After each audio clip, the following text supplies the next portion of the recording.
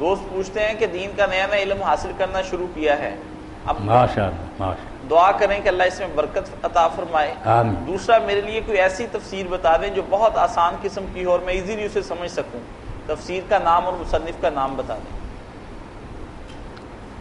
یہ سوال بہت بچوں کی طرف سے آتا ہے، ان دنوں میں بڑے لوگ ملے بھی ہیں اور دور سے بھی پوچھتے ہیں کہ کوئی ایسی تفسیر جو ہماری دسترس میں وہ مل بھی سکے، ہم سمجھ سکیں اس کو۔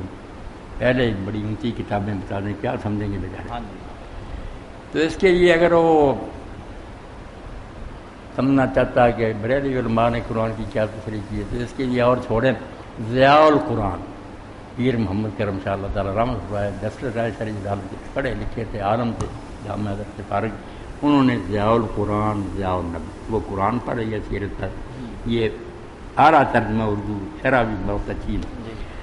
اور ادھر پڑھے تو پھر اس کو چاہیے مودودی صاحب کی تفسیر القرآن پڑھے، اس سے آگے نکل جائے تو پھر تدبر قرآن پڑھے۔ تدبر قرآن جس نے نہیں نہ پڑھی بالکل قرآن کا نہیں پتہ چلا، تفہیم القرآن میں بحثیں ہیں نا کہ فلاں کی نے یہ کہا فلاں، یہ تدبر قرآن صرف قرآن کہ قرآن پر عربی زبان سے غور، ایک ایک لفظ کی جو باریکی خوبی کہ یہ اللہ نے کیوں استعمال کیا، ایک آیت کا دوسری ایسے جوڑ، تو تدبر قرآن پڑھے لکھے لوگ ضرور پڑھیں ورنہ بدقسمت ہے۔ اور شیعہ حضرات میں سے جو ہے نا فصل الخطاب، یہ تفسیر مختصر جی، اور سید علی نقی لکھنوی دین تھے نا علی گڑھ یونیورسٹی شیعہ شعبہ، ان کی شہید انصاری بھی بیٹا پڑھنی چاہیے۔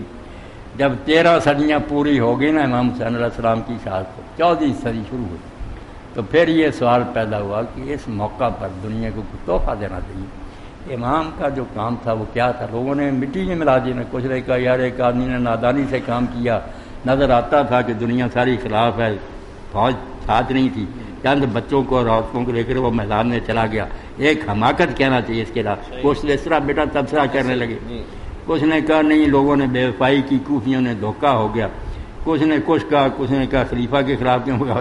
تو شہید انسانیت سے سید علی نقی نے، اس کو بھی جو نہیں نہ پڑھتا امام علیہ السلام کے مشن کو نہیں سمجھتا، کوئی پتہ نہیں چل سکتا کہ کیوں اٹھے، کیا غرض تھی، کس طرح یہ واقعہ بھیج۔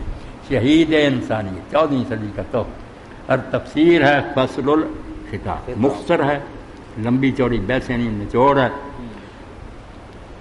اب اور کوئی بات ہے یعنی بریلوی حضرات اگر ضیاء پڑھنا چاہیں تو ضیاء القرآن، دوسرے بھی پڑھیں، ضیاء کوئی نہیں، النبی۔ میں نے بتا دیا کہ اگر وہ پہلے پڑھنا چاہتا نا ایسے خیالات کے حامل لوگوں، پیر کرم شاہ صاحب ہیروی صاحب کی اللہ رحمت فرمائے، بہت پیاری کتاب۔ اسی کے ساتھ ہم